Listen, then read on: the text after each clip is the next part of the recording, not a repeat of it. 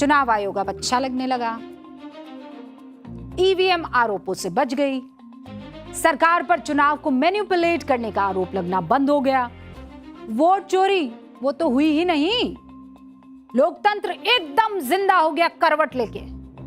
मतलब विपक्ष को सब जगह अब हरियाली दिख रही है। और आप खुद एक बार सुन लीजिए, विपक्षी नेता 3 सीटों के नतीजों को किन किन उपमाओं से नवाज रहे हैं, सुनिए।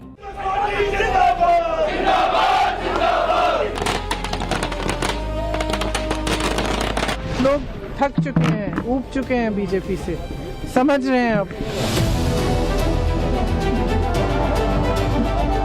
12 साल का ही रिटर्न गिफ्ट मिला है बीजेपी को। ये जनता का आक्रोश बीजेपी के सरकार पर था, मुख्यमंत्री पर था और उनके गलत नीतियों पर था। मुझे लगता है ये एक तरह से नो कॉन्फिडेंस वोट लोगों ने बीजेपी, नरेंद्र मोदी और राष्ट्रीय स्वयंसेवक संघ पर दिया। कई बार सुनकर बड़ा क्यूट सा लगता है और मुंह से एक शब्द भी निकलता है, अद्भुत। एक श्लोक है, उद्यमेन ही सिद्ध्यन्ति कार्याणि न मनोरथे। उद्यमेन ही सिद्ध्यन्ति कार्याणि न मनोरथे, जिसका अर्थ क्या हुआ, सिर्फ उम्मीद करने से काम नहीं होता, प्रयास करना पड़ता है। पर भारत में विपक्ष सिर्फ आस के सहारे है। विपक्ष को उपचुनाव की 3 सीटों के नतीजों में बदलाव की बयार इस वक्त दिख रही है। और मैं शब्द बहुत सोच समझकर इस्तेमाल कर रही हूं। और ऐसा क्यों कर रही हूं, बोर्ड बाबू की मदद से आपको समझा देती हूं। देखिए, ये दरअसल सियासत का फैक्ट चेक है, ठीक है। अब इस पर भी अच्छा, ये बताइए देश में कितनी विधानसभा सीट है? इस देश में 4123 विधानसभा सीटें हैं। कितनी है? 4123। अच्छा, अभी जो उपचुनाव हुआ है वो कितनों पर हुआ है? 3 सीटों पर उपचुनाव हुआ है ना। मध्य प्रदेश हो गया, गुजरात हो गया और हो गया बिहार, 3 सीटों पर। अब मुझे बताइए, अगर इसका पूरा परसेंट निकाला जाए तो कितना होगा? मतलब आप ऐसा कर दीजिए, 4123 इंटू 100 इज इक्वल टू 0.07 आ जाएगा। यानी ये 1% का भी 10वें हिस्से से कम वाला हिस्सा है। समझिए आप, इतनी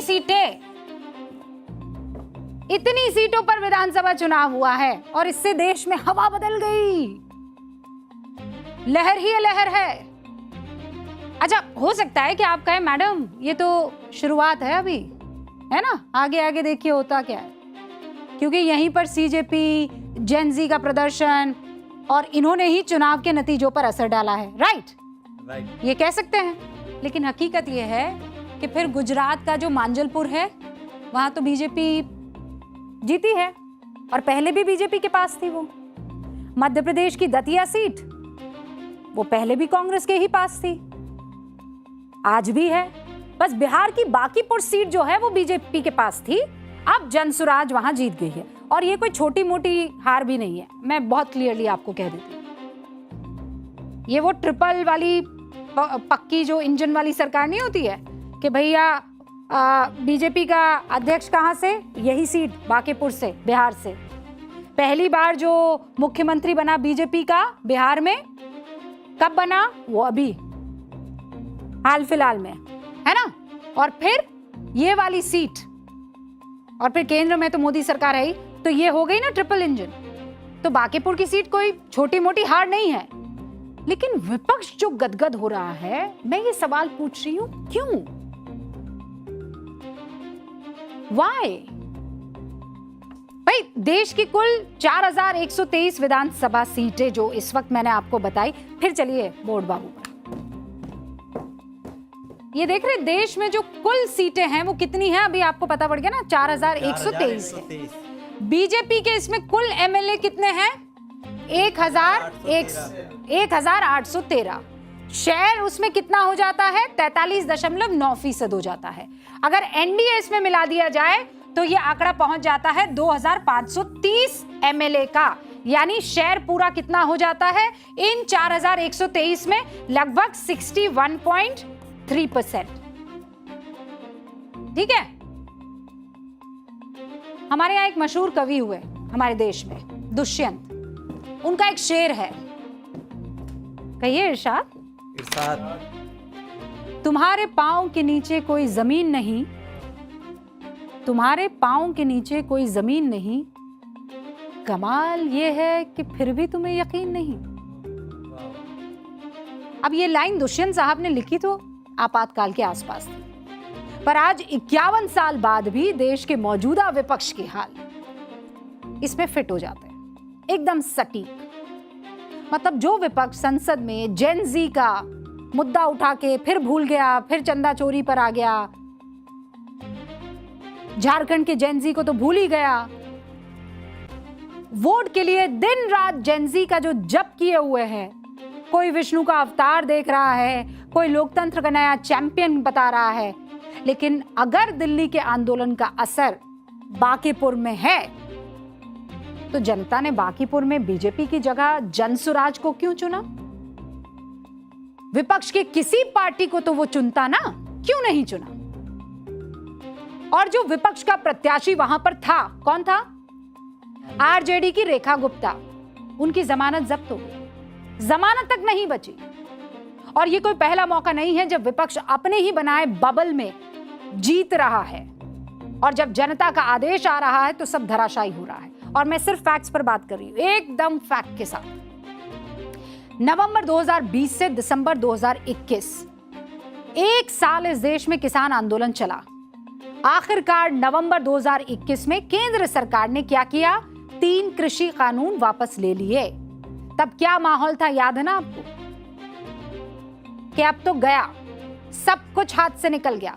फरवरी मार्च 2022 में, यानी आंदोलन खत्म होने के महज 2 से 3 महीने बाद 5 राज्यों के चुनाव हुए। कितने? 5 राज्यों के। गिन लीजिए वो। उत्तर प्रदेश कृषि आंदोलन का ये मरकज था, एपिसेंटर। यूपी का नोएडा, गाजियाबाद। दूसरा पंजाब, फिर उत्तराखंड, गोवा, मणिपुर। ये वो सारे, उत्तराखंड तो जिसकी एक सीमा हरियाणा से लगती है, जो आंदोलन का सबसे बड़ा एपिसेंटर था। सारे किसान वहां पर बैठे हुए थे।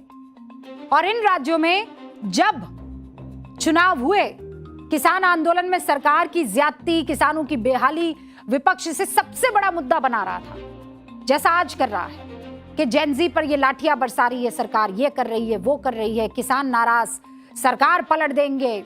तब भी हुआ था। मौका हमारे पास है, किसी और के पास है ही नहीं, ये विपक्ष को लगा था। यूपी में बीजेपी इतिहास रचते हुए फिर से सत्ता में आई। उत्तराखंड में पहली बार कोई सरकार रिपीट हुई, सत्ता में बीजेपी आई। गोवा और मणिपुर में बीजेपी ने अपने पिछले सारे प्रदर्शन को सुधार दिया। जहां आंदोलन का सबसे ज्यादा असर था, पंजाब, वहां तो खेल ही हो गया। कांग्रेस जो खुश हो रही थी कि अब तो बीजेपी गई, वो तो आई नहीं आई, पंजाब से कांग्रेस गई। किसान आंदोलन से एंटी बीजेपी सेंटिमेंट फेवर कर गया आम आदमी पार्टी को। कांग्रेस आउट हो गई, सत्ता में आम आदमी पार्टी आ गई। हुक्म, इस देश में लोकतांत्रिक चुनाव 51 से शुरू हुए हैं। तो जब चुनाव हुए हैं तो उपचुनाव भी बीच बीच में होते रहे होंगे ना। साल था 1963। तत्कालीन प्रधानमंत्री पंडित नेहरू ने गृह राज्य उत्तर प्रदेश में 2 लोकसभा सीटों पर उपचुनाव उस वक्त हुए, एक अमरोहा और दूसरा फर्रुखाबाद। दोनों सीटों पर उपचुनाव में कांग्रेस कभी हारी नहीं थी, हार गई, बिल्कुल बांकीपुर की तरह। अमरोहा से कौन जीते? निर्दलीय जेपी कृपलानी। फर्रुखाबाद से संयुक्त सोशलिस्ट पार्टी के राम मनोहर लोहिया, दोनों जगह से कांग्रेस के प्रत्याशी चुनाव हार गए। पंडित नेहरू इस हार से इतने नाराज हुए कि उन्होंने उत्तर प्रदेश के तत्कालीन मुख्यमंत्री चंद्रभानु गुप्ता को एक लेटर लिखा। उस लेटर में चुनाव आयोग के अधिकारियों पर पूरी तरह से निष्पक्ष न होने का आरोप तक लगा दिया। कांग्रेस के नेताओं को चुनाव को सीरियसली नहीं लेने की बात भी कही। अब पंडित नेहरू राजनीति को समझते थे, उन्हें मालूम था उपचुनाव में हार उनके इकबाल पर सवाल उठाएगा। पर इस नतीजे के बाद 1967 में लोकसभा का चुनाव हुआ। कांग्रेस उपचुनाव में हार गई थी। अपने 2 प्रधानमंत्रियों के मृत्यु के सदमे के बावजूद जीतकर सत्ता में आ गई, क्योंकि उपचुनाव की गलतियों से तब की कांग्रेस ने सीख हासिल कर ली। 63 से सीधे 2009 में आ जाइए। बिहार, जहां नतीजों में विपक्ष लोकतंत्र की महक महसूस इस वक्त कर रहा है, वहां उपचुनाव हुए। कौन सा साल था? 2009। 16 विधानसभा सीटों पर जब नतीजों की घोषणा हुई, विपक्ष में बैठे आरजेडी सहित तमाम पार्टियों ने 16 में से 10 सीटें जीती। कितनी? 16 में से 10।